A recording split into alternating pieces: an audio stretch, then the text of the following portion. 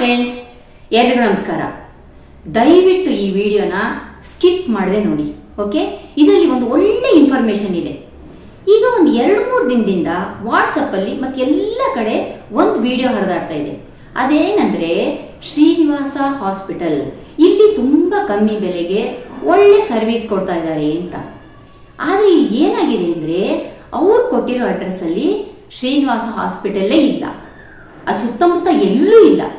ಅಲ್ಲಿ ಬೇರೆನೇ ಹಾಸ್ಪಿಟಲ್ ಇದೆ, ಭಗವಾನ್ ಆದಿನಾಥ ಹಾಸ್ಪಿಟಲ್ ಸರ್ವೀಸ್ ಅಂತ ಹೇಳ್ಬಿಟ್ಟು.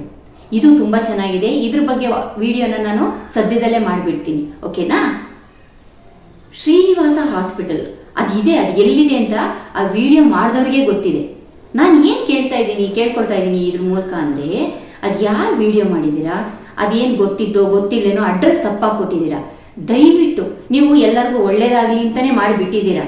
ಇಲ್ಲಿ ತುಂಬ ಅನಾನುಕೂಲ ಆಗ್ತಾ ಇದೆ. ತುಂಬ ದೂರ ಎಲ್ಲ ಊರಿಂದನೂ ವಯಸ್ಸಾಗಿರೋರು ಎಲ್ಲ ಅಲ್ಲಿಗೆ ಬಂದುಬಿಟ್ಟು ಅಲ್ಲಿ ಹಾಸ್ಪಿಟಲ್ ಇಲ್ಲ ಅಂತ ಹೇಳ್ಬಿಟ್ಟು ಬೇಜಾರು ಮಾಡ್ಕೊಳ್ತಾ ಇದ್ದಾರೆ. ನನಗೂ ಯಾರೋ ಸಬ್ಸ್ಕ್ರೈಬರ್ ಹೇಳಿದರು, ಈ ಥರ ಮೇಡಮ್ ಶ್ರೀನಿವಾಸ ಹಾಸ್ಪಿಟಲ್ ಬಗ್ಗೆ ಒಂದು ವಿಡಿಯೋ ಮಾಡಿ ಅಂತ ಹೇಳ್ಬಿಟ್ಟು. ನಾನೇನು ಮಾಡಿದೆ, ಫೋನ್ ನಂಬರ್ ಇರಲಿಲ್ವಲ್ಲ, ಇಲ್ಲಾಂದರೆ ಫೋನ್ ಮಾಡಿಬಿಟ್ಟು ಹೋಗ್ತಾ ಇದ್ದೆ. ನಾನು ಬೆಳಗ್ಗೆನೇ ಹೋದೆ.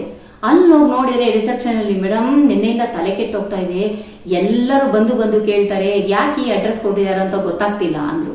ನಿಮ್ಗೆ ಹೆಂಗೂ ಯೂಟ್ಯೂಬ್ ಇದೆಯಲ್ಲ, ಒಂದು ವಿಡಿಯೋ ಮಾಡಿ ದಯವಿಟ್ಟು ಬಿಡಿ, ಅದರಿಂದ ಜನಕ್ಕೆ ಅನಾನುಕೂಲ ಆಗೋದು ತಪ್ಪುತ್ತೆ ಅಂತ ಹೇಳಿದರು. ಅದಕ್ಕೆ ನಾನು ಈ ವಿಡಿಯೋ ಮಾಡ್ತಾ ಇದ್ದೀನಿ.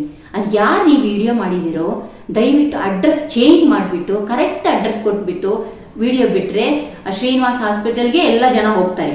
ಓಕೆ, ಹಾಗೆಯೇ ಈ ವಿಡಿಯೋನ ದಯವಿಟ್ಟು ಎಷ್ಟು ಜನಕ್ಕಾಗುತ್ತೋ ಶೇರ್ ಮಾಡಿ. Okay, thank you.